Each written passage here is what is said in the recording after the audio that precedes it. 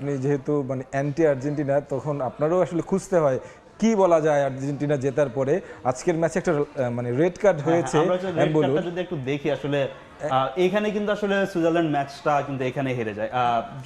যে এই কার্ডটা নিয়ে আসলে কনফিউশন আছে কি, আসলে অনেকেই অনেক ধরনের কথাবার্তা বলছে এখন, আপনার কাছে কি মনে হয়? কার্ডটা নিয়ে একটু কনফিউশন অবশ্যই আছে, সবার মধ্যে আছে যে কেন এটা ওভারটার্ন হয়ে কেন ইয়েলো কার্ডটা কেন ব্রেল অ্যাম্বুলোকে দেখানো হলো, যেখানে পারদেস প্রথমে ইয়েলো কার্ডটা দেখেছেন।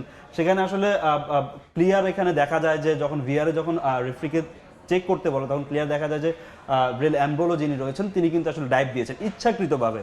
সেখানে আসলে যে রেফারির সিদ্ধান্ত সেটা কিন্তু আসলে আপনি প্রশ্নবিদ্ধ করতে পারবেন না, তবে কিন্তু যে নিয়মটা তিনি যেটা দিয়েছেন তিনি কিন্তু ইচ্ছাকৃতভাবে প্রথমে ডাইভ দিয়েছেন, এবং আমরা যদি একটু দেখে প্রথমে ডাইভ দিয়েছেন এবং পারেদেসের পায়ে তার নিজে থেকে লাগিয়ে ড্রাইভটা দেওয়ার চেষ্টা দিয়েছেন। এমনকি এই যে সিদ্ধান্তটা, এই সিদ্ধান্ত নিয়ে কিন্তু সুইজারল্যান্ডের যে কোচ তিনি কিন্তু কথা বলেছেন, এমনকি তাদের যে মিডফিল্ডার তারাও পোস্ট ম্যাচে কথা বলেছেন যে আসলে ভিআর নতুন নতুন নিয়ম আনছে, সেটা কিন্তু আসলে ফুটবলের সৌন্দর্যটাকে আসলে শেষ করছে। যদিও এটা ফিফার নিয়মের মধ্যে পড়ে এবং ভিআর এর নিয়মের মধ্যে পড়ে যে যখন আপনি যখন একটা কার্ড পাবেন আর্জেন্টিনার পক্ষে গেলে সৌন্দর্য নষ্ট হয়, না আর্জেন্টিনার বিপক্ষে গেলে তিনি এটাও ক্লিয়ার করে দিয়েছেন যে আসলে এটা নিয়ে তিনি বাড়তি কথা বলবেন না, তিনি শুধু দোষ দিয়েছেন রেফারি কিংবা ফিফার দোষ দিয়েছেন। তিনি আর্জেন্টাইন ফুটবলের যে সৌন্দর্য তিনি কিন্তু আর্জেন্টিনা ম্যাচ শেষে কিন্তু আর্জেন্টিনার ফুটবলের প্রশংসা করেছেন, যে শেষ মুহূর্তে যে আর্জেন্টিনা টুর্নামেন্টে যেভাবে আসলে কামব্যাক করে, যে স্পিডটা তাদের মধ্যে চলে আসে শেষ দিকে, আসলে সেটার প্রশংসা কিন্তু তিনি করে গিয়েছেন।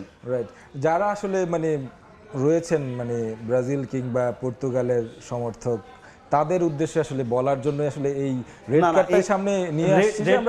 রেড কার্ডটা আসলে কেউ ডিফাইন করতে পারবে না, কারণ আপনি যদি আপনার এই যে সুইজারল্যান্ডের যে এই হারটা ব্রেল অ্যাম্বুলো কিন্তু নিজ হাতে কিন্তু সুইজারল্যান্ডকে ডুবিয়েছেন, সেটা কিন্তু আপনি আর্জেন্টাইন ফ্যান বা অ্যান্টি আর্জেন্টাইন ফ্যান হন বা কিংবা অন্য কিছু হন, আপনি কিন্তু এটা মানে আপনার আর্জেন্টিনার জয়ের বিপক্ষে কিন্তু এটা আসলে দাঁড় করাতে পারবেন না, কারণ টেকনিক্যাল বিষয়টা কিন্তু আসলে সুইজারল্যান্ডের বিপক্ষে আসলে রায়টা যাওয়ার কথা এবং সেটাই গিয়েছে। মানে 42 মিনিটে বা 44 মিনিটের দিকে তিনি ফার্স্ট ইয়েলো কার্ড পান, তারপরে হচ্ছে যখন এটা মাথায় রাখা দরকার ছিল যে আমি অলরেডি বুকড, আমি যদি এখন একটা ডাইভ দিই, সেখানে আসলে প্রথমে যে পারদেসের যে কন্টাক্টটা, প্রথম ডাইভ দেওয়ার আগে কিন্তু কোনো কন্টাক্টে হয়নি, কিন্তু এখানে কোনো কন্টাক্ট হয়নি। সেকেন্ডে একটা কন্টাক্ট হয়, সেটা কিন্তু আসলে তার পায়ে এসে লেগে পারদেসের পায়ে লাগে। সেখানে আসলে এখানে তিনি আসলে স্বভাবতই কিন্তু আসলে যে ডাইভ দেওয়ার কারণে যে রুলসটা রয়েছে সেখানে হলুদ কার্ডটা পান, কিন্তু সুইজারল্যান্ডের যে কোচ রয়েছেন তার দাবি হচ্ছে যে আসলে ম্যাচটা কেন আসলে ভিআরে কেন ওভারটার্ন হয়ে এগেইনস্ট কেন আসলে সুইজারল্যান্ডের ইয়াতে গেল। আলোচনা করব, মানে তিনি নিজে থেকেই জিনিসটা করেছেন এবং কি যে কারণেই